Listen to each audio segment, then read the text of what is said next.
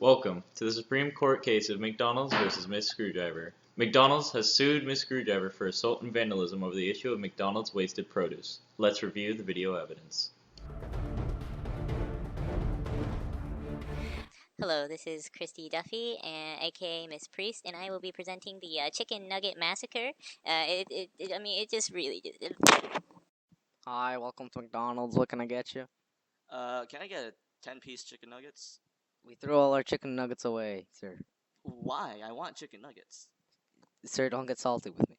I'm not salty. I'm gonna have to call the cops, sir. Why? I just need chicken nuggets. Stand away from the window, ma'am. No, you threw away the chicken nuggets. Do you know how many hungry people there are in America? And you just tossed it into the garbage. I'm gonna. I did this back in Nam, ma'am. Back in Nam. Fight What me. America?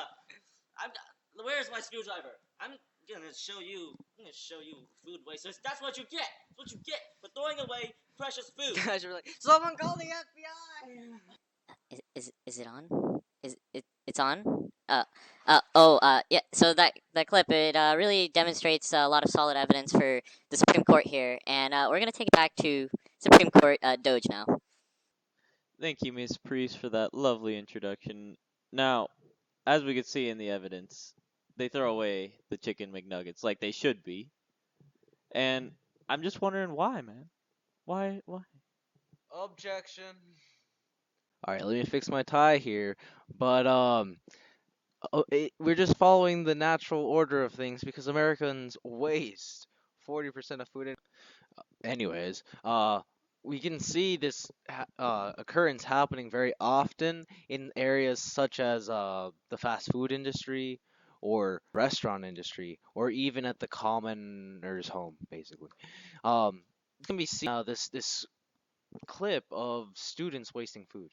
Justice will be swift! Justice will be painful! It will be delicious! Up with their heads!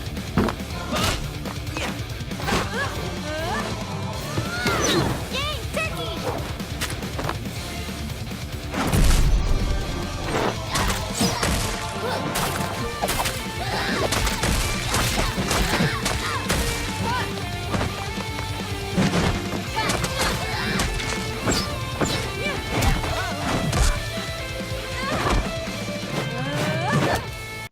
Whoa.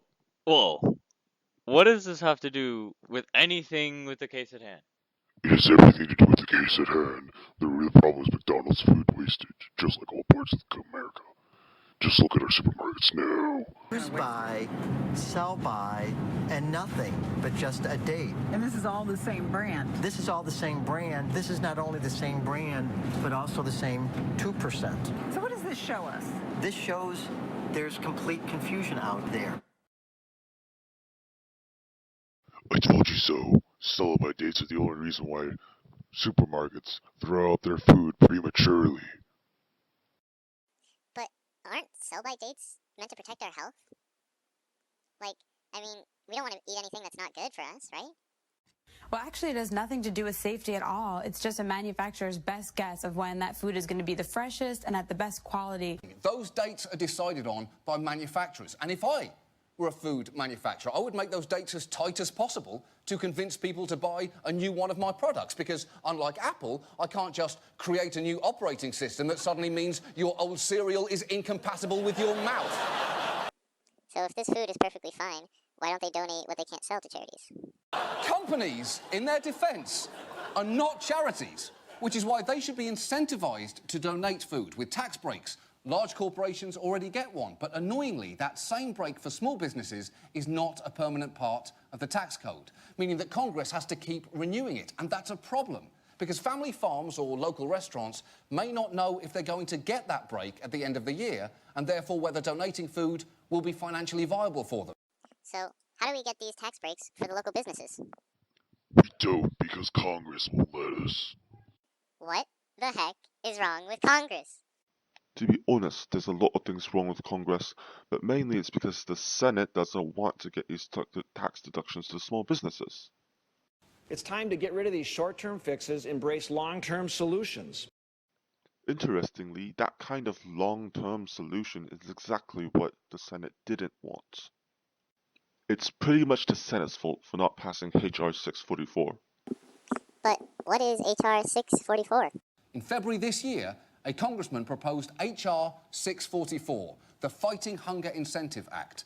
Now, you'll be happy to hear that bill passed the House. However, by the time it did, it had been bundled together with other unpaid-for tax breaks and retitled the America Gives More Act. But still, that original provision was in there, which means this problem has been solved, the show is over, we can roll credits and all live happily ever after, right?